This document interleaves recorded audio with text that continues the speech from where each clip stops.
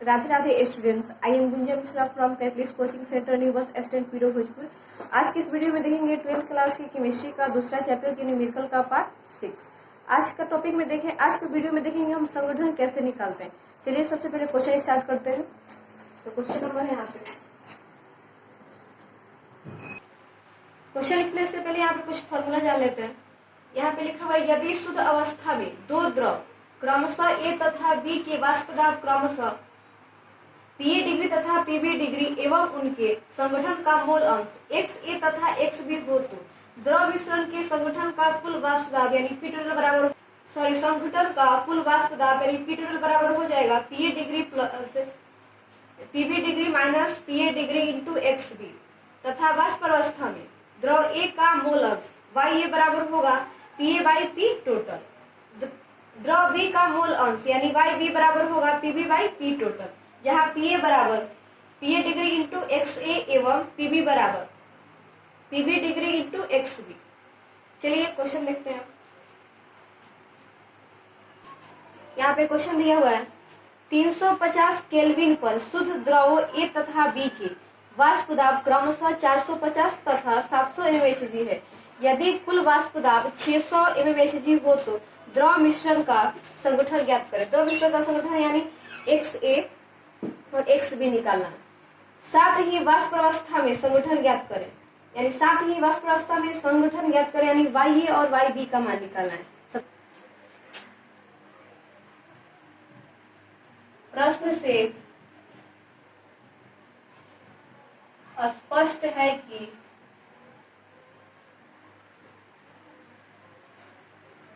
शुद्ध अवस्था में, प्रश्न से स्पष्ट है कि शुद्ध अवस्था में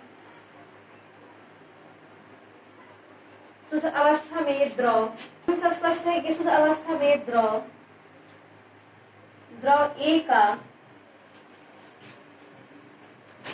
वाष्प दाब शुद्ध अवस्था में है तो द्रव A का वाष्प दाब यहाँ पे हो जाएगा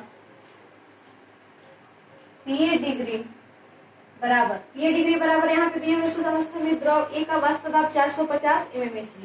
तो यहाँ पे लिखेंगे PA डिग्री बराबर 450 mmHg। अब लिखेंगे द्रव B का वाष्प दाब, यानी द्रव B का वाष्प दाब है तो यहाँ पे हो जाएगा PB डिग्री बराबर दिया हुआ है 700 mmHg, तो 700 mmHg तथा कुल वाष्प दाब यानी P टोटल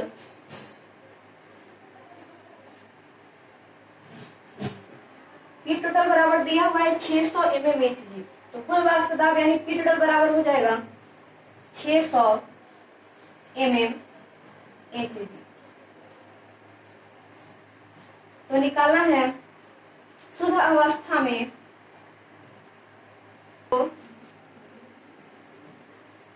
द्रव मिश्रण का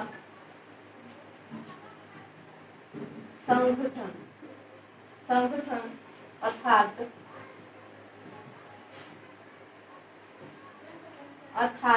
XA, XB बराबर वाट तथा वाष्प प्रावस्था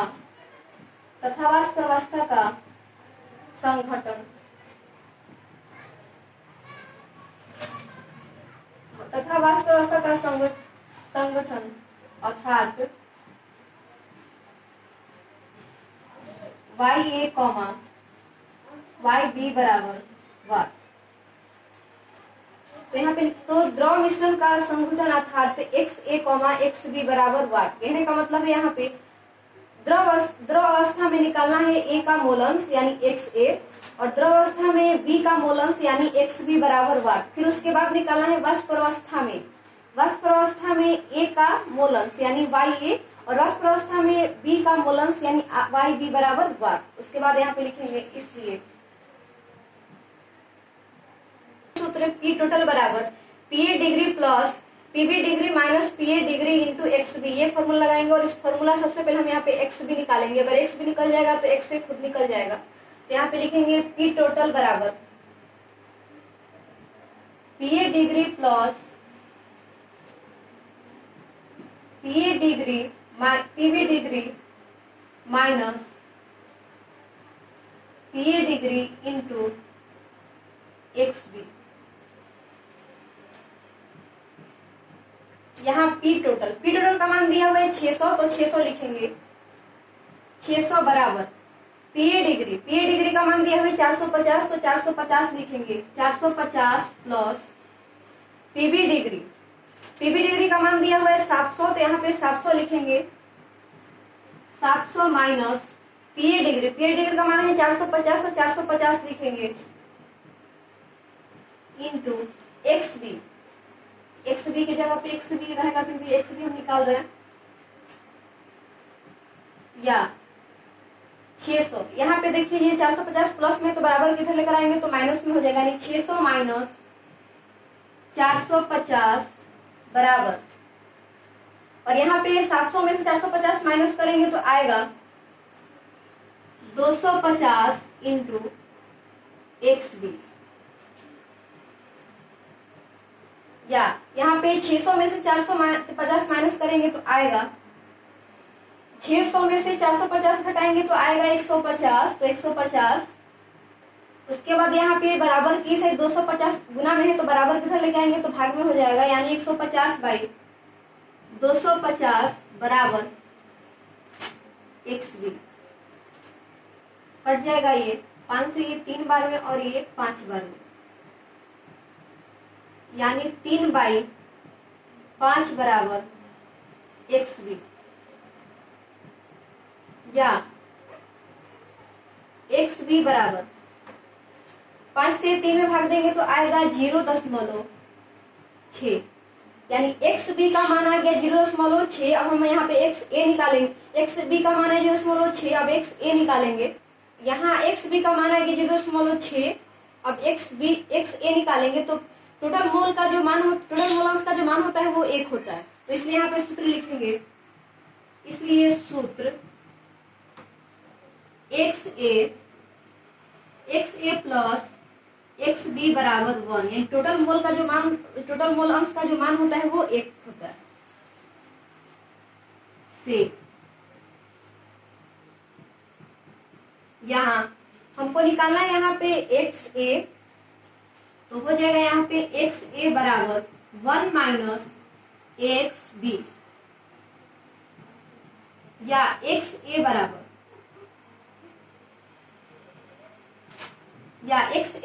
1 माइनस एक्स बी का मान है 0.6, तो यहाँ पे लिखेंगे 0.6 बराबर 1 में से 0.6 माइनस करेंगे तो आएगा 0.4। इस तरह से एक्स ए और एक्स बी का मान निकल गया। अब उसके बाद निकालेंगे सबसे पहले पी ए का मान। एक्स ए और एक्स बी का मान निकालिए। अब हमको निकालना है वाई ए और वाई बी, तो वाई ए और वाई बी निकालने के लिए सबसे पहले हम पी ए और पी बी निकालेंगे। तो अब यहाँ पे सूत्र लगाएंगे पी ए बराबर, अब निकालना है वाई ए, तो वाई ए बराबर होता है P A by P total. उसके लिए पी ए का मान पता होना चाहिए और पी टोटल का मान तो पता है लेकिन पी ए का मान नहीं पता है। तो सबसे पहले हम पी ए का मान निकालेंगे, तो पी ए बराबर होता है P A degree into X A. तो सबसे पहले हम पी ए निकालते हैं, लिखेंगे। इसलिए सूत्र पी ए बराबर P A degree into X A से, या पी ए बराबर पी ए नॉट का मान यहाँ पे है 450, तो 450 और एक्स ए का मान हम निकाले हैं तो आया है 0.4।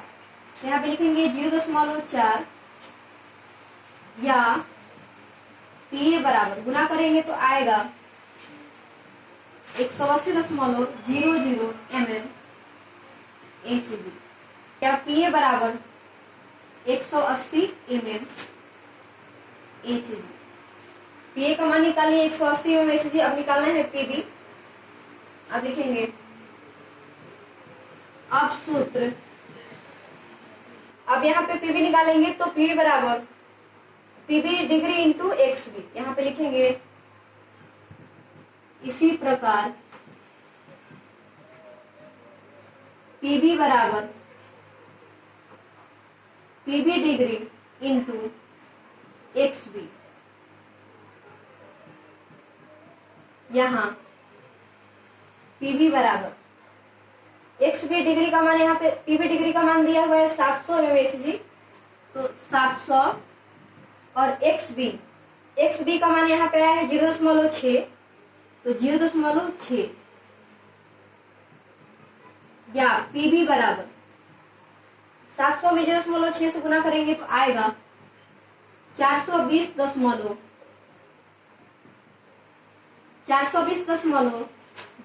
mmHg या पीवी बराबर 420 mmHg। तो इस तरह से हम पीए निकाल लिए और पीबी निकाल लिए। अब हमको निकालना है वाई ए और वाई बी। तो वाई ए और वाई बी निकालना है तो यहाँ फॉर्मूला लगाएंगे वाई ए बराबर पीए बाई पी टोटल। तो चलिए अब वाई ए निकालते हैं। अब यहाँ पे लिखेंगे इसलिए सूत्र वाई आई बराबर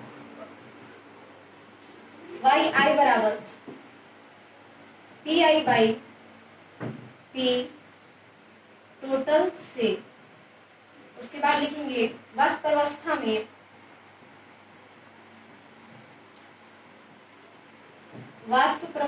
में द्रवों का संघटन अर्थात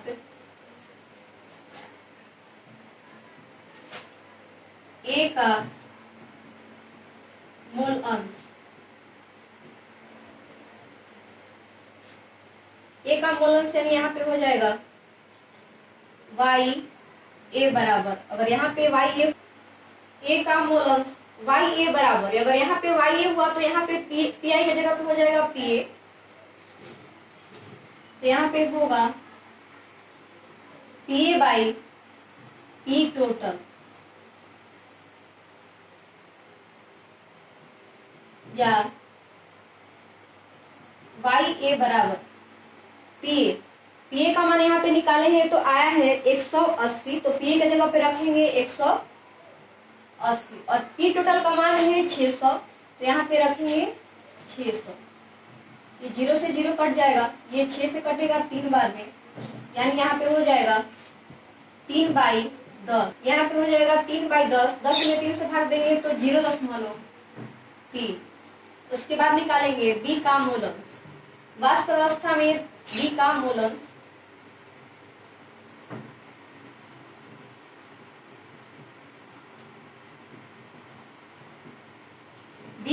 अंश यानी वाई बी बराबर, यहाँ पे वाई बी है तो यहाँ पे हो जाएगा पीबी बाई पी टोटल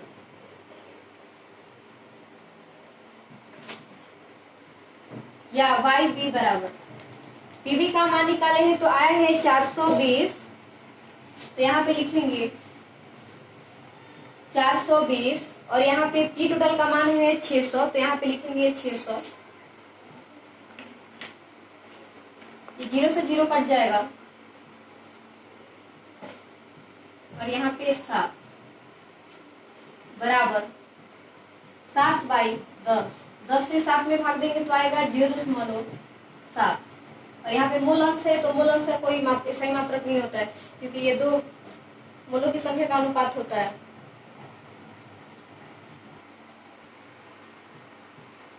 अतः द्रव मिश्रण का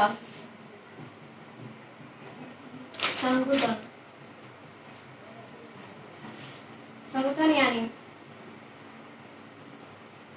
XA, तो XA बराबर आया है 0.4 तथा XB, तो XB बराबर आया है 0.6 तथा V बराबर 0.6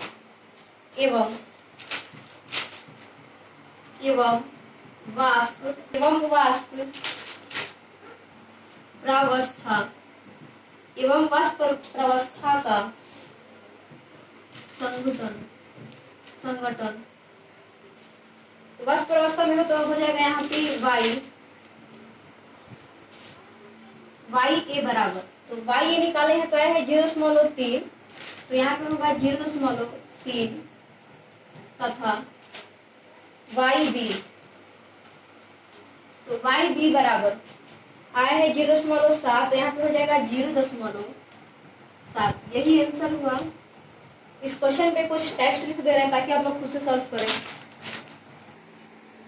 क्वेश्चन नंबर 2 देखते हैं। क्वेश्चन नंबर 2 दिया हुआ है, किसी निश्चित ताप पर इथेनॉल का सूत्र होता है C2H5OH, इथेनॉल और मिथेनॉल का सूत्र होता है CH3OH की वाष्प दाब क्रमशः दिए हुए 44.5 mmHg तथा 88.7 mmHg है। उसी ताप 60 ग्राम इथेनॉल को 40 ग्राम मिथेनॉल के साथ मिश्रित करके एक आदर्श, उसी ताप, यहाँ पे पर छूट गया है तो यहाँ पे लिखेंगे उसी ताप पर 60 ग्राम इथेनॉल को 40 ग्राम मिथेनॉल के साथ मिश्रित करके एक आदर्श विलयन बनाया जाता है। इस विलयन का कुल वाष्प दाब यानी पी टोटल निकालना है तथा वाष्प अवस्था में मिथेनॉल का मोल अंश ज्ञात करें। तो मिथेनॉल का है तो ये m से शुरू होगा, मिथेनॉल है तो यहाँ पे निकालना है YM का मोल अंश निकालना है। तो सबसे पहले लिखेंगे प्रश्न से स्पष्ट है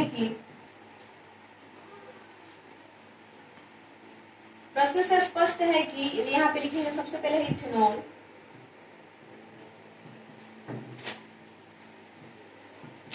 इथेनॉल का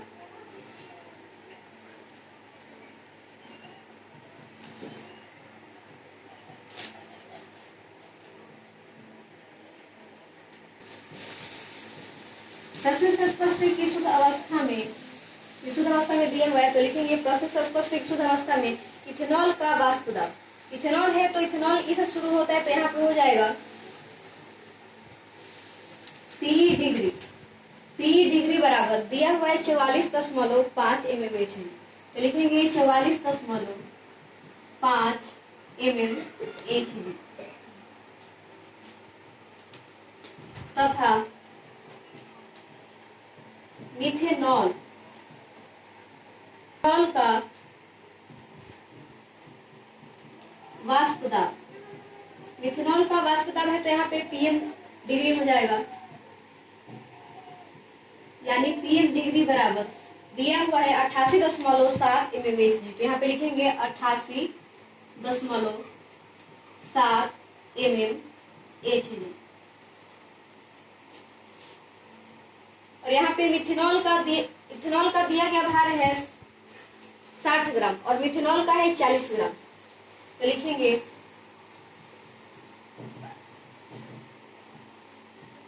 इथेनॉल का दिया गया भार बराबर, तो इथेनॉल का भार दिया गया है 60 ग्राम, तो यहाँ पे लिखेंगे 60 ग्राम। और उसके बाद इथेनॉल का सबसे पहले इथेनॉल का यहाँ पे अणु भार निकालेंगे, लिखेंगे इसलिए तो इथेनॉल का अणु भार निकालने से पहले सबसे पहले इथेनॉल का दिया गया भार लिख देते हैं। तो यहाँ पे लिखेंगे मिथेनॉल का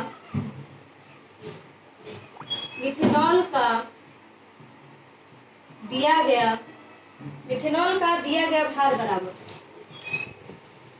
तो मिथेनॉल का दिया गया भार यहाँ पे है 40 ग्राम, तो यहाँ पे लिखेंगे 40 ग्राम। इसलिए अब इसके बाद इथेनॉल और मिथेनॉल का अणु भार निकालेंगे, लिखेंगे इथेनॉल, इसलिए इथेनॉल का सूत्र होता है C2H5OH, तो इथेनॉल का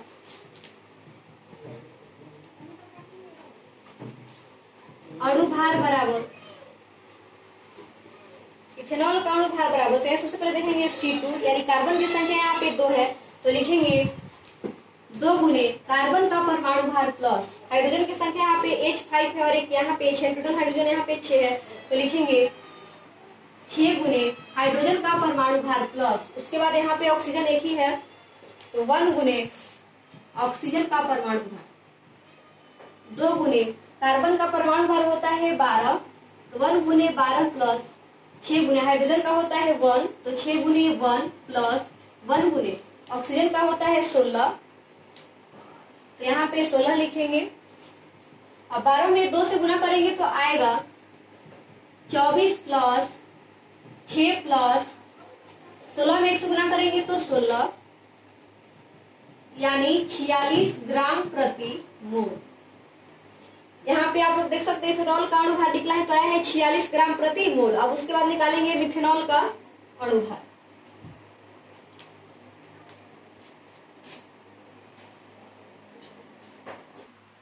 उसके बाद अब निकालेंगे मिथेनॉल का, तो यहाँ पे लिखेंगे मिथेनॉल, तो मिथेनॉल का अणु सूत्र होता है CH3OH। मिथेनॉल का अणु भार बराबर,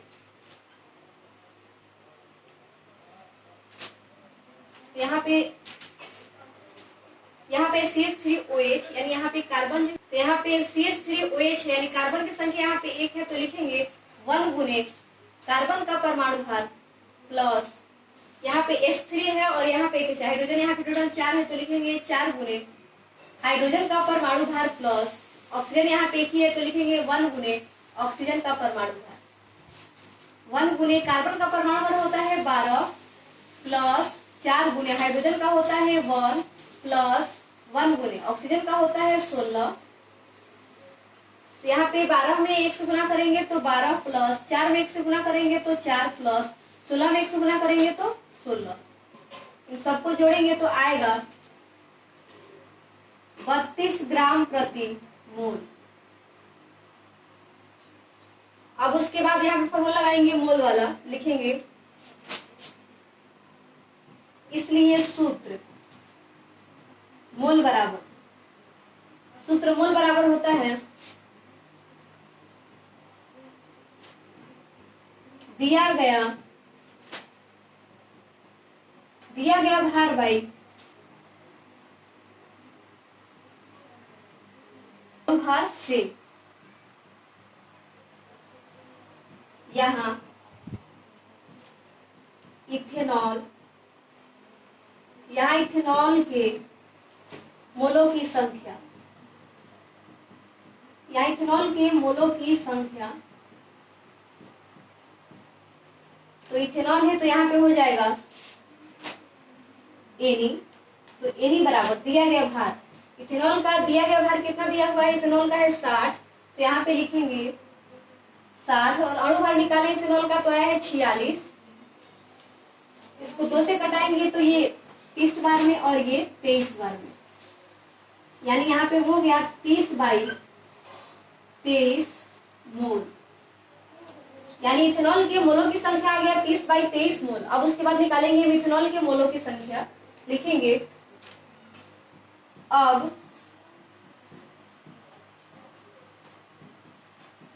मिथेनॉल के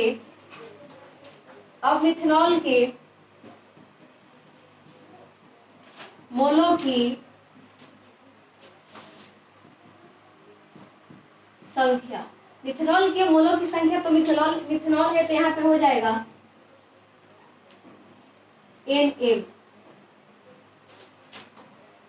NM बराबर,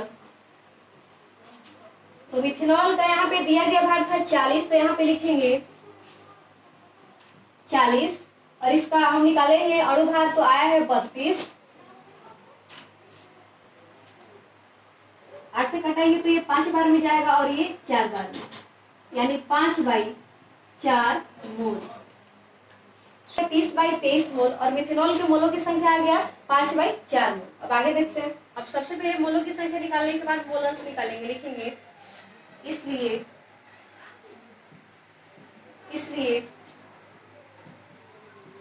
इथेनॉल के, इसलिए इथेनॉल का मोल अंश, मोल अंश यानी इथेनॉल है तो यहाँ पे हो जाएगा XE, XE बराबर यहाँ पे हो जाएगा, निकालना होता है उसका मोल ऊपर रखते हैं और नीचे टोटल मोल। तो यहाँ पे निकालना था इथेनॉल का मोल अंश, तो इथेनॉल का मोल यहाँ पे क्या है एनी, तो एनी को हम ऊपर रखेंगे और नीचे टोटल मोल रखेंगे, यानी एनी प्लस एन, यानी यहाँ पे इथेनॉल के मोलों की संख्या प्लस मिथेनॉल के मोलों की संख्या। उसके बाद लिखेंगे यहाँ तो एनी का संख्या यहाँ पे कितना है 30/23, तो यहाँ पे लिखेंगे 30/23। उसके बाद फिर यहाँ पे एनी लिखेंगे 30/23 प्लस और एनएम, तो एनएम यहाँ पे आया है 5/4।